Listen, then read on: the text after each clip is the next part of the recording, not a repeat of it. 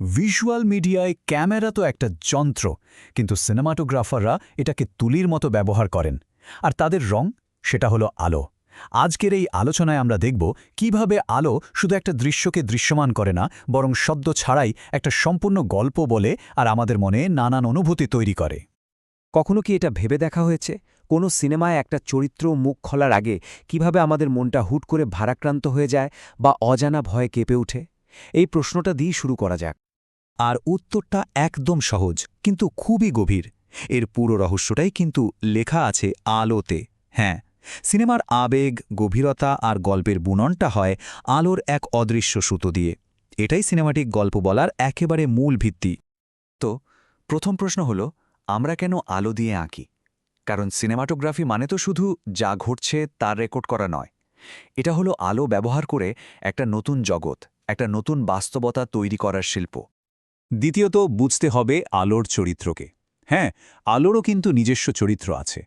আর সেটা বুঝতে হলে আমাদের এর কিছু মৌলিক গুণাবলী সম্পর্কে জানতে হবে, যা প্রত্যেকটা শটের মুড বা মেজাজ ঠিক করে দেয়। এখানে মূলত দুটো ভাগ আছে। একদিকে আছে হার্ড লাইট বা কঠিন আলো, যা খুব স্পষ্ট আর ধারালো ছায়া তৈরি করে।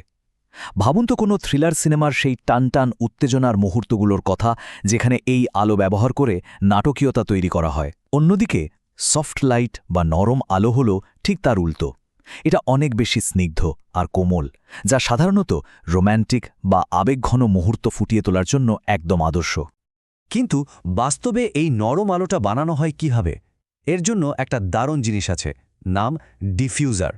এটা আসলে কিছুই না, আলোর উৎস থেকে আসা কড়া রশ্মিগুলোকে চারিদিকে ছড়িয়ে দেয়।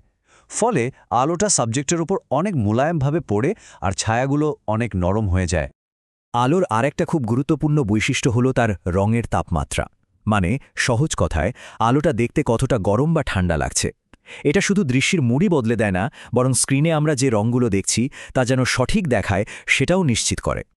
যেমন ধরুন, দিনের বেলা যে স্বাভাবিক সাদা আলো আমরা দেখি, সেটা হলো মোটামুটি 5500 কেলভিন।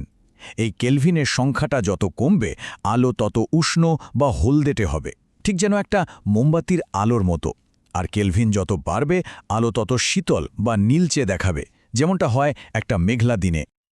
আচ্ছা, এবার আসা যাক আলোকসজ্জার একটা একেবারে বুনিয়াদী কৌশলে। এর নাম 3 পয়েন্ট লাইটিং। সিনেমার জগতে এটা সবচেয়ে বেশি ব্যবহৃত একটা কৌশল। নামটা শুনে হয়তো একটু জটিল মনে হতে পারে, কিন্তু এর ভিত্তি কিন্তু মাত্র 3টা লাইট। আর এই 3টা আলোর উৎস ব্যবহার করেই প্রায় যে কোনো ধরনের মুড এবং গভীরতা তৈরি করে ফেলা সম্ভব। এই সেটআপের প্রধান তারকা হল কি লাইট। একে বলা যেতে পারে দলের হিরো।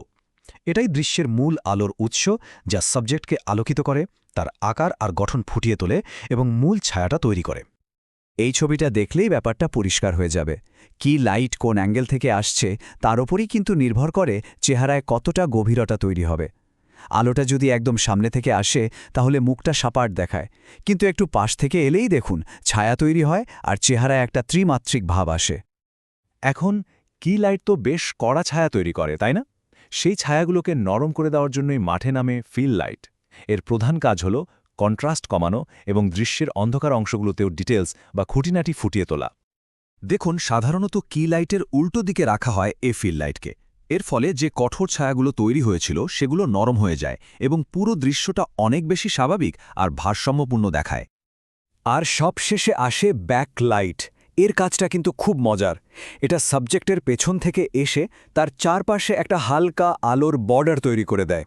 এর ফলে সাবজেক্টটা পেছনের ব্যাকগ্রাউন্ড থেকে একদম আলাদা হয়ে যায়, যাকে বলে পপ করে ওঠে, এবং ছবিটায় একটা 3D এফেক্ট চলে আসে।